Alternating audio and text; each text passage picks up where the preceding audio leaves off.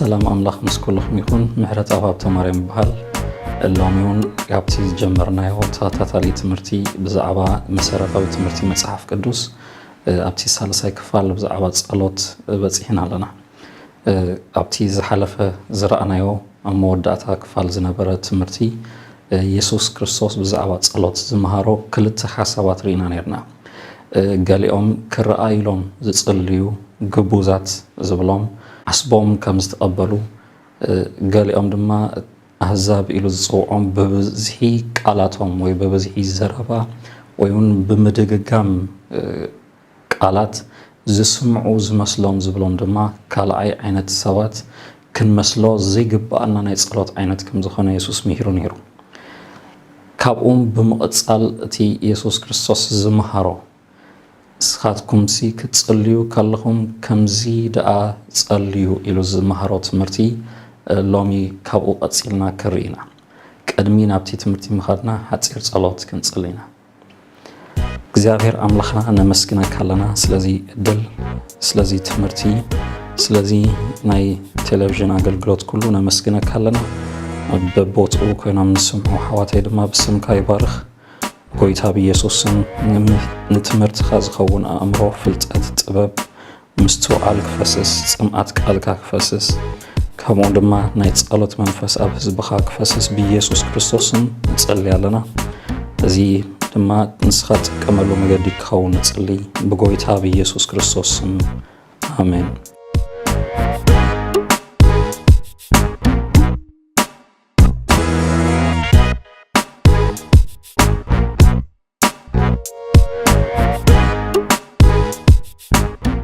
ጎይታ ኢየሱስ ክምህር ካሉ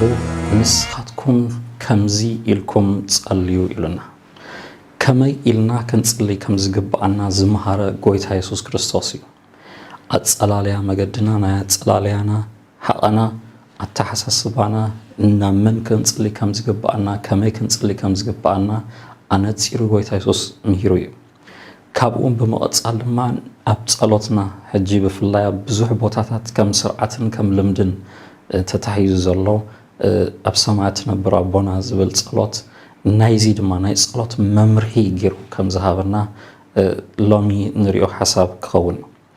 ኣብ ማቴዎስ ምዕራፍ 6 ካብ ቁጽሪ 9 ጀሚሩ ቃል ኣምላኽ ከምዚ ይብለና ንስኻትኩም ሲ ከምዚ ኢልኩም ደኣ ጸልዩ ኣብ ሰማያት ትነብር ኣቦና ስምካ ይቀደስ መንግስትኻ ትምጻእ ፍቓድካ ከምቲ ኣብ ሰማይ ከምኡ ድማ ኣብ ምድሪ ይኹን ንዕለት እንጀራና ሎሚ ሃበና ንሕና ንዝበደሉና ከም ዝሓደግናሎም በደልና ሕደገልና ካብ ክፉእ ኣድሕነና እምበር ናብ ፈተና ኣይተእትወና መንግስትን ሓይልን ክብርን ንዘለኣለም ናትካ እሞ ኣሜን ይብል ኣብዚ ክፍሊ ጎይታ ኢየሱስ ክርስቶስ ክንጽልየሉ ዝግባአና መምርሒ ከመይ ኢልና ክንጽልይ ከም ዝግባአና መምርሒ ክህበና ከሎ ንርኢ ኣብዚ ክፍሊ ዝምህሮ ዘሎ ከምቲ ኣቀዲምና ዝረኣናዮ ሓሳብ ክንደጋግሞ ኢሉ ከይኮነ ዝሃበና እዚ ክፍሊ ዝምህር ዘሎ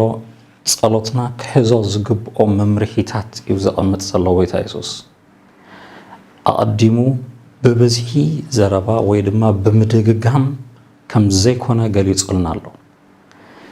ነዚ ጸሎት እዚ በእምሮና መሓዝ ወይ ድማ ምባል ጸገም የብሉን ይኹን ደኣምበር ዘይርድኣና ቃላት ክንብልን ጸሊና ኢልና ክንውድእን ኣይኮነና ኢየሱስ መደብ ጎይታ ኢየሱስ ክርስቶስ ኣብዚ ናይ ጸሎት መምርሒ እዩ ዝህበና ዘሎ ከም ፍቓድ ኣምላኽ ድማ ነዚ ትምህርቲ ሎሚ ንሪኦ ሓሳብ ገለ ክፋል ነዚ ክሽፍን ክፍትን እዩ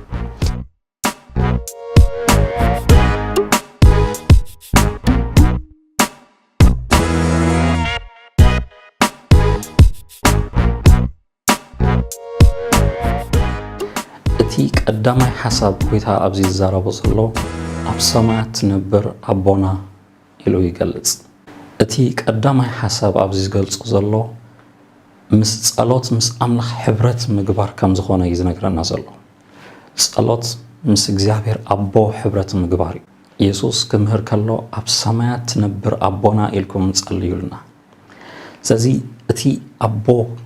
ከም ዘለና ሰማያዊ ዝኾነ ኣቦ ከም ዘለና ዝገልጽ ሓሳብ እዩ ዝህብ ዘሎ ብፍላይ ኣብ ናይ ይሁዳውያን ኣተሓሳስባ ከምኡ ድማ ኣብ ብሉይ ኪዳኑን ብዙሕ ዘይረኣይ ፈሪሳውያኑን ኣጸቢቖም ዘይገለጽዎ ወይ ድማ ብጎይታ ብኢየሱስ ክርስቶስ ጥራይ ጸቢቖ ዝተጋሃደ ሓሳብ እግዚአብሔር ኣቦ ከም ዝኾነ ከም ኣቦና ክንቀርብ ከም ዝግባአና ንሱ ናይ ፍጥረት ኩሉ ኣቦ ነቶም ዝኣምኖ ኩሎም ኣቦ ከም ዝኾነ ዝገልጽ ሓሳብ እዩ ጎይታ ኢየሱስ ሒዙ ዝመጽእ ዘሎ ስለዚ ናብ እግዚአብሔር ኣምላኽ ክንመጽእ ከለና ብፍርሂ ቀትለና ከሳቅየና ከጨነቐና ሕግን ስርዓትን ኣብዚሑ ብብዙሕ ጻዕሪ ብብዙሕ ዋጋ ምኽፋል ናብኡ ክንመጽእ ዝገብር ጎይታ ከይኮነስ ብፍቕሪ ንደቁ ከም ዝደሊ ኣቦ ገይሩ ኢየሱስ ክርስቶስ ይገልጸሎ ንሕናውን ናብኡ ክንመጽእ ከለና ናብ ኣቦና ናብቲ ዘፍቅረና ኣቦ ክንመጽእ ከም ዝግባአና እዚ ዓይነት ስእሊ ዝህብ ዘሎ እቲ ኣቦ ዝብል ሓሳብ እቲ ስምና ንወስደሉ ወይ ድማ ብስሙ ንጽውዓሉ መንነት እዩ ኢየሱስ ዝህብ ዘሎ ወይ ድማ መንነትና ንወስደሉ ቦታ ከም ዝኾነ ካብ ኣቦ እዩ እቲ ስም ዝውሰድ ካብ ኣቦ እዩ እቲ መንነት ዝውሰድ እቲ ኣቦ ዝብል ሓሳብ መበገሲ ወይ ድማ ምንጪ ወይ ድማ እቲ ዓይኒ ማይ ዝብል ሓሳብ ናይ በረኸት ወይ ድማ ናይቲ ስልጣን ርእሲ ዝብል ሓሳብ እዩ ትርጉሙ ዘለዎ ስለዚ ጎይታ ኢየሱስ ክርስቶስ ናብቲ ናይ ኩሉ ምንጪ ናይ ኩሉ በረኸትና ሱር ዝኾነ ናይ ኩሉ ፍጥረት መበገሲ ዝኾነ ኣቦ ናብኡ ከም ንመጽእ ዘለና ክርዳኣና ከም ዘለዎ እዩ ዝምህር ዘሎ ስለዚ ክንጽሊ ከለና ናብ ኣቦ ንመጽእ ከም ዘለና መንነትና ናብ ዝረኸብናሉ ቦታ ንመጽእ ከም ዘለና ናብ ፈጣሪና ናይ ኩሉ ነገር ኣበጋሲ ናብ ዝኾነ ንኩሉ ድማ ጽላል ንዝሃበ ሽም ንዝሃቦ ኣቦነት ዝተሰየመሉ ናይ ፍጥረት ኩሉ ስም ዝወጸሉ ናይ ፍጥረት ኩሉ ህይወት ዝወጸሉ መንነት ገይሩ እዩ እግዚአብሔር ኣቦ ዝገልጾ ዘሎ ስለዚ ናብ ጸሎት ክንመጽእ ከለና ምስቲ ህይወት ዝረኸብናሉ ቦታ ምስቲ ህይወት ዝሃበና ኣምላኽ ምስኡ ሕብረት ንገብር ከም ዘለና ዓይነት ስእሊ ዝስእለና ዘሎ ሰብ ክጽሊ ከሎ ናብቲ ሓቀኛ መንነቱ እዩ ዝመጽእ ዘሎ ናብ ኣቦኡ እዩ ዝመጽእ ዘሎ ናይ ኩሉ ምንጪ ዝኾነ ናይ ኩሉ በረኸት ሱር ናብ ዝኾነ ኣምላኽ እዩ ዝመጽእ ዘሎ ስለዚ ጸሎት ሕብረት ከም ዝኾነ ምስ ኣቦ ሕብረት ምግባር ከም ዝኾነ ክርዳኣና ኢየሱስ ይምህር ኣብዚ ክፍሊ ጎይታ ኢየሱስ ክርስቶስ ኣብ ሰማያት ትነብር ኣቦና ኢሉ ክገልጾ ከሎ ናይ ኩሉ ነገር ሱር ዝኾነ ህይወት ዝህብ ስብእና ዘለዎ ሙሉእ መንነት ዘለዎ ኣምላኽ ሓይሊ ጥራይ ከም ዘይኮነ ነገራት ፈጢሩ ደርቢው ዘይከደ ምሳና ኣብ ኩሉ ጉዳያትና ምሳና ዘሎ ኣምላኽ ከም ዝኾነ ይዝገልጸና ዘሎ እግዚአብሔር ኣምላኽ ካብ ጉዳያትና ኣርሒቑ ዝኸደ ንኩሉ ፍጥረታት ኣተዓራርዩ ከም ድሌቱ ክኸይድ ዝገደፎ ኣምላኽ ፈጣሪ ኣይኮነን ከም ፈጣሪ ንኩሉ ኣበጋስን ንኩሉ ነገር ድማ ክቕጽል ዝገብሮ ንሱ ከም ዝኾነ ቃል ኣምላኽ ይነግረና ኣቦነቱ ህያው ከም ዝኾነ ምሳና ከም ዘሎ መንነቱ እዩ ዝገልጸና ዘሎ ጎይታ ኢየሱስ ክርስቶስ እግዚአብሔር ኣቦ እዩ ናይ ኩሉ ፍጥረት ከም ኣቦ ድማ ዝደርቢ ኣቦ ኣይኮነን ዝነጽግ ኣቦ ኣይኮነን ንደቁ ዝኣሊ ንደቁ ዝእክብ ኣቦ ከም ዝኾነ ይዘርእየና ዘሎ እግዚአብሔር ንኩሉ ነገር ምስ ፈጠረ ደርቢዎ ኣይከደን ምስቲ ፍጥረቱ ምስ ህዝቡ ዋላ ምስቲ ዝወደቐ ሰብ ምስኡን ይኸይድ ከም ዘሎ ንረድኤቱ ከም ዝመጾ ንረድኤት ወዲ ሰብ ነቲ ሓደ ዘፍቅሮ ወዱ ከም ዝለኣኾ እዚ ስእሊ ጎይታ ኢየሱስ ክርስቶስ ዝህበና ዘሎ ስለዚ ጎይታ ክምህር ከሎ እግዚአብሔር ህያውን ቀረባን ኣቦን ከም ዝኾነ እዩ ዝምህር ዘሎ እዚ ጎይታ ኢየሱስ ክርስቶስ ዝገልጾ ዘሎ ሕብረት ወይ ድማ ዝገልጾ ዘሎ ዓይነት ጸሎት ምስ ኣቦ ዝግበር ሕብረት ከም ዝኾነ እዩ ዘረድእ እዚ ሕብረት እዚ ኣብ ስድራ ቤት ንዝርከብ ፍቕሪ እዩ ከርኢ ዝደሊ ዘሎ ጎይታ ኢየሱስ እግዚአብሔር አምላኽ ከም ኣቦ ክንቀርቦ ከም ዝግባአና እዩ ዝምህረና ዘሎ ናብ እግዚአብሔር አምላኽ ክንቀርብ ከለና ናብቲ ርእሲ ናይቲ ስድራ ቤት ዝኾነ ርእሲ ናይቲ ቤት ዝኾነ አምላኽ ናብኡ ንቀርብ ከም ዘለና ክርዳአና ኣርሒቕና ከይኮነስ ናይ ሩሑቕ አምላኽ ከይኮነስ ናይ ቀረባ አምላኽ ከም ዝኾነ ንእግዚአብሔር ይገልጽ ኣሎ እግዚአብሔር አምላኽና ከም ናብቲ ስድራ ቤቱ የእትወና ከም ዘሎ ስድራ ቤት አምላኽ ኢና ይዝብል ኣብ ኤፌሶን እዚ እግዚአብሔር አምላኽ ናብቲ ስድራ ቤቱ ከም ዝጸውዓና ኣቦ ኢልና ክንጽውዓሉ መንፈስ ከም ዝተቀበልና ኣቦ ኢልና ንጽውዓሉ ናይ እግዚአብሔር ቅዱስ መንፈስ ኣብ ውሽጥና እዚ ናይ ውልድነት ስልጣን ከም ዝሃበና ናይ መጽሓፍ ቅዱስ ትምህርቲ ኣብዚ ጎይታ ኢየሱስ ክርስቶስ ኣብ ዝመሃሮ እዚ ማእከላይ ናይ ጸሎት ሓሳብ እዩ ስለዚ ናብ እግዚአብሔር ኣቦ ክንመጽእ ከለና ወይ ድማ ክንጽሊ ከለና ናብቲ ናይ ስድራ ቤት ፍቕሪ ናብቲ ስድራ ቤት ናብ ዘለዎ ቦታ ኣቦና ናብ ዘለዎ ቦታ ንመጽእ ከም ዘለና ክርዳአና ጎይታ ነዚ ሓሳብ ይሂበና ኣሎ ኣብቲ ስድራ ቤት ውሽጢ ድማ እዚ ኣቦ ድማ ጨካን ኣቦ ቆጣዕ ክቐጽእ ወይ ድማ ከፈራርህ ጥራይ ዝመጽእ ኣቦ ከይኮነስ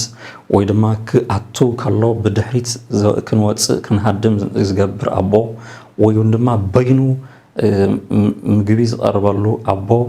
ምድራዊ ኣቦ ከይኮነስ ኣፍቃሪ ኣቦ ንሓደ ወዱ ዝህብ ኣቦ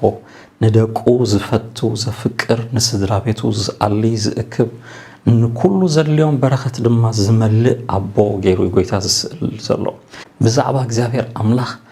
ናይ ኣቦነት ስእሊ ክርዳአና ኢሉ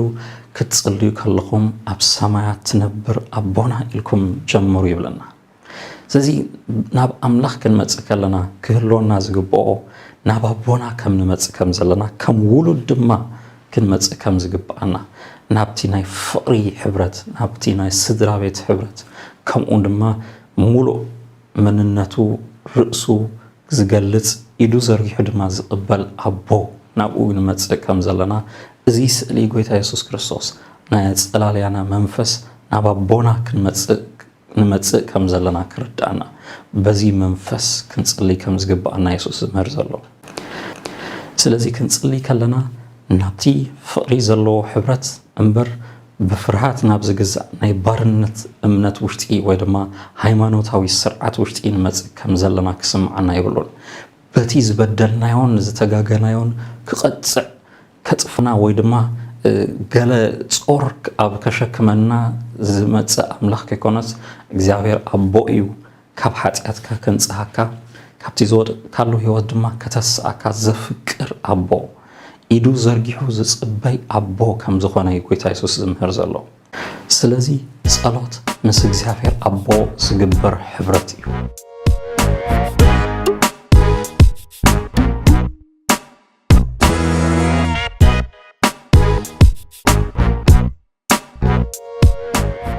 እቲ ካልኣይ ሓሳብ ጸሎት ምስ እቲ ህያው ዝኾነ እግዚአብሔር አምላኽ ዝግበር ናይ ኣምልኾ ስርዓት እዩ ኣብዚ ክፍሊ ንስሙ ክንቅድስ ንስሙ ክንባርኽ ንስሙ ክንውድስ ከም ዝግባአና ኢየሱስ ይምህር እዚ ኣቦ ኮይኑ ዝቐረበና ኣምላኽ ናይ ኣኽብሮት ፍርሃት ክህልዎ ከም ዝግብኦ ካብ ፍቕሪ ዝተልዓለ ዘሎ ክብሪ ክወሃቦ ዝግብኦ ኣምላኽ ከም ዝኾነ ይምህር ኣሎ ኢየሱስ እዚ ኣቦ እዚ ናይ ፍቕሪ ኣቦ ይኹን እምበር ብኣምልኾ ብፍርሃት ብኣኽብሮት ፍጹም ዝኾነ ምግዛእ ክንቀርቦ ዝግባአና ኣምላኽ እዩ ብጸሎት ናብ እግዚአብሔር ኣምላኽ ክንመጽእ ከለና ጸሎትና ክህልዎ ዝግብኦ እቲ ቀዳማይ ነጥቢ ኣምልኾ እዩ ናብቲ ህያው ኣምላኽ ክብሪ ሂዝና ክንመጽእ ምስጋና ሂዝና ክንመጽእ ንዕኡ ናይ ኣምላኽነቱ መንነት ስለቲ ክቡር ዝኾነ ስሙ ስለቲ ዝተቀደሰ ስሙ ክብሪ ምስጋና ሂዝና ክንመጽእ ከም ዝግባአና ኣምልኾ ሂዝና ክንመጽእ ከም ዝግባአና ክንፈልጥ ኢሉ ኢየሱስ ስምካ ይቀደስ በልዎ ይብለና እቲ ኣብ ሰማያት ዝግበር ኣምልኾ ንእግዚአብሔር ኣቦ ኣብ ቅድሚ ዙፋኑ እናወደቑ መላእኽቲ ቶም ሽማግለታት ቶም እልፍ ኣላፍ መላእኽቲ ቅዱሳን ኩሎም ንእግዚአብሔር ኣምላኽ ቅዱስ ቅዱስ ቅዱስ እናበለው ዝሰግድሉ አምላኽ ሽሙ እናቅደስኩም ንስኻትኩም ድማ ብጸሎት ናብዚ ቅደስ ዝግብኦ ቅዱስንኡ ክእወጅ ዝግብኦ አምላኽ ብጸሎት ክንመጽእ ከም ዝግብአና ኢየሱስ ዝምህረና ዘሎ ስለዚ ናብ እግዚአብሔር አምላኽ ክንመጽእ ከለና ናብቲ ቅዱስንኡ ናብቲ ክኸብር ዝግብኦ ስሙ ኢና ንመጽእ ዘለና ኣብዚ መጀመርታ ኣብ ልብና ጸሎት ኢልና ክንሓስብ ከለና እቲ ቀዳማይ ነጥቢ ክኸውን ዝግብኦ ናብ ኣቦ ምምጻእ እንደገና ድማ ኣምልኾ ሒዝና ምምጻእ ከም ዝኾነ እዩ ዝምህር ዘሎ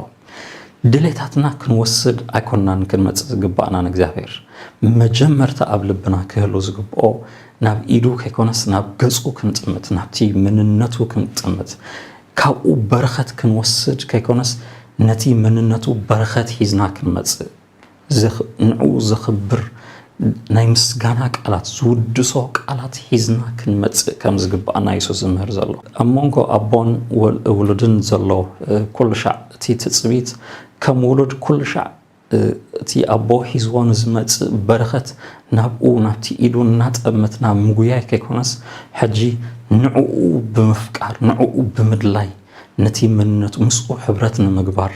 ኢድና ዘርጊሕና ንጎዮ ኣቦ ከም ክኸውን ከም ዝግብኦ ነፍቅሮ ክንውድሶ ንደሊ ኣምላኽ ከም ዝኾነ በዚ መንፈስ እዚ ብናይ ኣምልኾ መንፈስ ናብ ኣምላኽ ክንቀርብ ከም ዝግብአና እዚ ኢየሱስ ክርስቶስ ዝምህር ዘሎ ክንጽሊ ከለና ኣምልኾ ሒዝና ናብ ኣምላኽ ክንመጽእ ይግብአና እዩ ውዳሴ ሒዝና ንመንነቱ እናዕበና ናብ ኣምላኽ ክንመጽእ ይግብአና እዩ እዚ ስምካ ይቀደስ ኢሉ ዝገልጾ ዘሎ ቃል ምቅዳስ ማለት ምፍላይ ማለት እዩ ሽምካ ይፈለይ ተፈልዩ ይረአይ ደሚቁ ክረአይ ንዑ ንስሙ ዝግባእ ክብሪ ንዑ ጥራይ ክወሃብ እግዚአብሔር አምላኽ ካብ ኩሉ ዝተፈለየ አምላኽ ከም ዝኾነ ክኸብር ክረአይ ዝግብኦ አምላኽ ከም ዝኾነ ቅዱስንኡ መንነቱ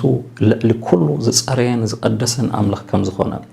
ብመንነቱ ብዓይነቱ ንሱ ፍሉይ አምላኽ ከም ዝኾነ ንገልጸሉ ቦታ ከም ዝኾነ ኢየሱስ ዝምህር ዘሎ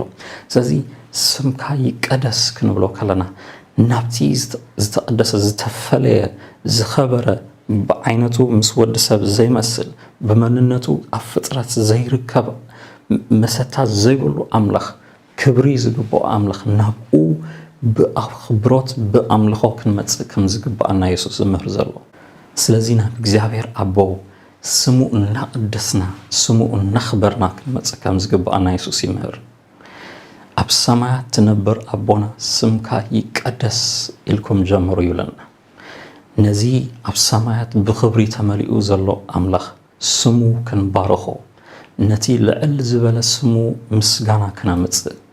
أملخو زتملأ كبري زتملأ نعو زحقوس نعو مسغانا زمت نعو زودس أبيوتنا كنخبرو أم نقراتنا كله كنخبرو أملخنتو كنأوج زتقدس سمو لعل كنبل نزي يوتينا يتصالات قدامي علامة يبلنا الله حبرت يوتي قدامي علامة يتصالات يبلنا الله مس أبوز قبر حبرت مس أملخنا نأملخو حبرت يو نلمانو أيكونا نمت حاتحتنا تراي ركب لنا دحري لما مستحصبنا يقرا مستبحلنا هاديمنا كنوصك يكونس حبرت كنقبر ناي فقري حبرت ناي صدرا بيت حبرت ناي ابون ولودن حبرت كهلو كم زغبو يسوس مجمر تازمهر زلو ስለዚህ ታ ቀዳማይቲ ኣብ ቅድሚ እግዚአብሔር ክንመጽ ከለና ክንብሎን ክንሓስቦን ክንጽልዮን ዝግባእና መምርሒ ናይ ውሉድነት መንፈስ ከለውና ናባቦ ድማ ንመጸሉ መንፈስ ከለውና ከምኡ ድማ ንዑ ዝባርኽ ንዑ ዝውድስ ኣምልኾ ዝተመልአ ጸሎት ክንጽሊ ከም ዝግባእና ኢየሱስ ይምህረና ኣሎ ስለዚህ እቲ ጸሎትና ካብዚ ጀሚሩ ክቕየር كم لمدي أبسمات نبرا بوناس مكاي قدسيلنا كن ود كن حلفو كيكونس نزي عبيسمو ناودسنا نقدسنا اتي أباتاوي مننتو دما نخبرنا نعو كنخبر كنصلي مسكو حبرت كنقبر نابزي حبرت زي كنمتصيو ጸሎት علامو ازي أملخو منفس أملخو حسب نግዚአብሔር ዝግብኦ ናብ ኣምላኽ መምጻእ እዩ أملخو مالت نتي እግዚአብሔር ዝግባእ ክብሪ ውዳሴ ንዑ ልዕል ዘብል ቃላት ኣብ ቅድሚኡ ተገዚእና ንሰግዶ ስግደት ኣብ ቅድሚኡ ሙሉእ ንሙሉእ ንርእስና ንውፍዮ ህይወት ኣብ ቅድሚ እግዚአብሔር ብሓቂ ብጽሩይ ዝኾነ መንፈስ ንመጸሉ ህይወት እዩ ኣምልኾ ማለት ናይ ቃላት ጥራይ ከይኮነስ ካብ ጽሩይ መንፈስ ዝፈስስ ንእግዚአብሔር ዝወሃብ ክብሪ እዩ ንእግዚአብሔር ዝወሃብ ናይ ምስጋና ናይ ኣኽብሮት መንፈስ ንዑ ብፍርሂ ብምግዛእ ንዑ ብምኽባር ንመጸሉ ቦታ እዩ ኣምልኾ ማለት ንእግዚአብሔር ምልማን ኣይኮነን ስለዚ ጸለና ነምልኽ ኣለና ማለት ኣይኮነን ስለዚ ሰገድና ስጋዊ ስግደት ጥራይሲ ኣምልኾ ኣይኮነን ኣብ ኣምልኾ ስግደት ኣሎ ኣብ ኣምልኾ ጥዑም ቃላት ናይ ምስጋና ቃላት ምውፃእ ኣሎ ናይ ውዳሴ ቃላት ምዝራብ ኣሎ ኣብ ኣምልኾ መዝሙር ኣሎ ክነምልኽ ከለና ንእግዚአብሔር ንኽብሮ ኢና ልዕል ነብሎ ኢና ነቲ ክብሩ እናተዛረብና መንነቱ እናኣወጅና ነቲ ቅዱስንኡ እናተዛረብና ክብሩ እናተዛረብና ናቱ መንነት ምንጋር እዩ ቅዱስ ከም ዝኾነ ክቡር ከም ዝኾነ ናይ ኩሉ ፈጣሪ ከም ዝኾነ ጎይታ ከም ዝኾነ ናይ ኩሉ ርእሲ ናይ ኩሉ ኣበጋሲ ከም ዝኾነ ነቲ መንነቱ እናኣወጅና ንእግዚአብሔር ክብሪ ክንህብ ከለና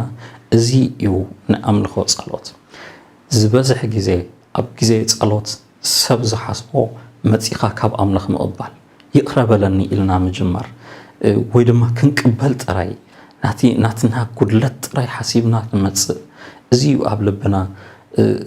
ዝበዝሐ ዝመጽእ ነቲ ጸሎትና ዝሕዝ ሓሳብ ጸሎት ግን